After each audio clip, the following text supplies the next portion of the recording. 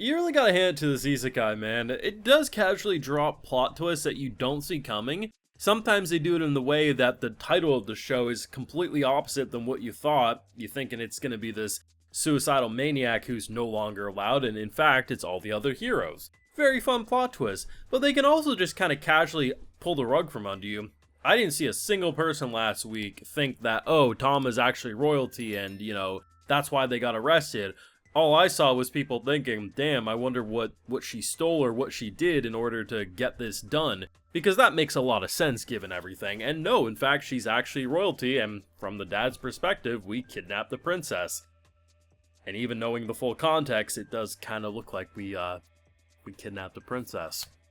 But then you have this, I don't even know, man, like, when I see a man who's basically dressed in a bathrobe, pretty much manspreading, giving me the impression he would be best friends with Jared from Subway, and his ability is his gluttony ability, which on one hand is actually pretty cool. He summons like a mouth and he consumes things, but then it gets weird because as the spiritual mouths consume things, he actually eats it, which it's like, okay, this dude is... Chris Hansen, please, for the love of God, tell this man to take a seat. But it's like, over the course of the episode, it's like, that's not what I was expecting. I was expecting, walking into this, that we would probably break out.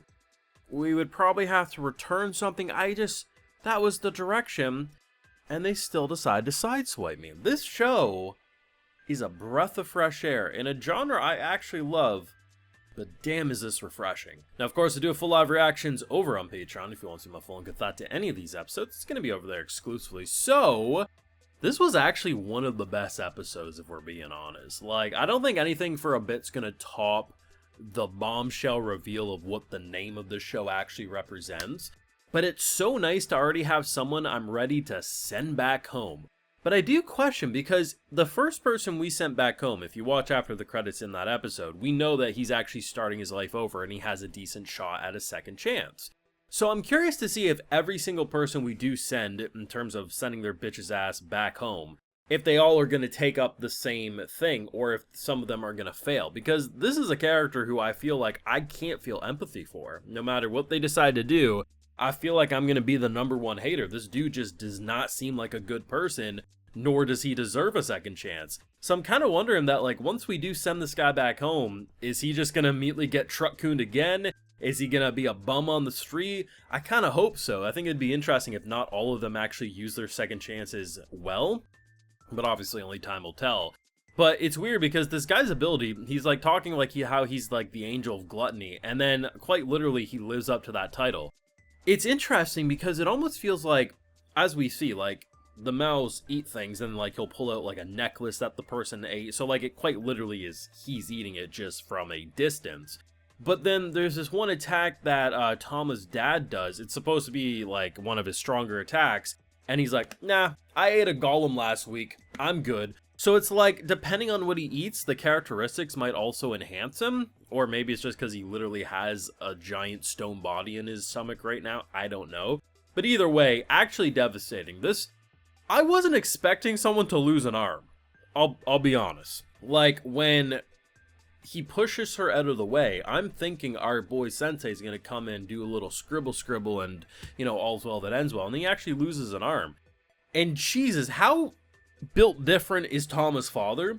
So, I assume it's been a few hours since he's lost his arm, and the fact that he's sitting there chained up, his arms not even being allowed to be held up, pointed downwards and just puddle of blood. I mean, shit, man. Shit, that's all I have to say.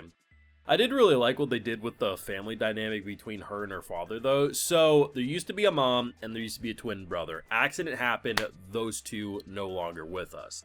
And the idea that, it's interesting because when we first met Tama, she was, strung up by some monster from Reki Kawahara's wet dream.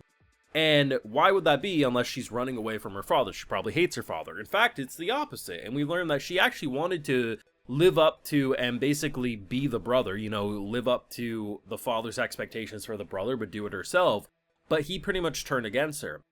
And I think most people watching are probably going to assume it's not because he hated her or was taking it out that, like, everyone else died but her. But more so, when you lose your wife and you lose your son, you're probably very, very scared of losing your last living family member, your daughter. So it's probably like, you're not him. You can't live up to him. Just don't do this, right? That's my impression. And with her coming in at the end of the episode, taking care of those two bees, obviously I don't think she's going to be enough to completely stop all this. At the end of the day, we have to send this guy back to his original world. So she is probably going to impress, and I'm curious to see if this is going to be enough that, because what's probably, my impression is, she'll impress him, he'll say, damn, you actually are strong, but she'll say, I still have a lot to learn, I need to go with my suicidal teacher over here, and that's how we'll keep the game going. That is if he lives. I mean, the dad could easily die still, I have no idea. But it's just a very good structure of an episode. It's very smart, it's funny. I mean, the fact that we have a new character who's not used to Sensei is still gonna be funny, and probably will be funny for the next handful of episodes. We have a man who's just more disappointed when execution's off the table. This man lockpicks the damn door to avoid execution, and he rolls up like, what do you mean we're not getting executed? What's wrong with him, man? This dude is an absolute psycho. And you know you're built different in the worst way when you can walk up to two giant guards and say, is this where I get 8? And they're like, bro, what's with the crazy dude? Like, the comedy's just unhinged, man. Like, this show has remained to be out-of-pocket funny with the suicidal jokes on top of building a legitimately interesting isekai story. Just, this is a perfect show so far. I wouldn't change a thing. This is a 10 out of 10, and damn, if they don't confirm a season 2, either right when the last episode drops or shortly after, I will be sad, because this is one that deserves to run as many seasons as something like Konosuba could run. It's just absolutely fantastic. Let me know your thoughts and feelings, because this was definitely a plot twist of an episode, if you ask me, between quite a few moments. But thoughts down below, theories if you got any, and how this battle is going to go. Be sure to leave a like if you enjoyed, subscribe if you're new around here, of course, ring that bell, and like I mentioned, we got those full live reactions over on Patreon, and hey, while you're over there, I'll also give you a video shout out. Alright, so today we got Katrin, Kyle Wilbur, Austin Henshaw, Nick Howard, DYR, Xtrash, Nuva Gown, and we also have Asil Caldera. So I appreciate the support, everyone. Please take care.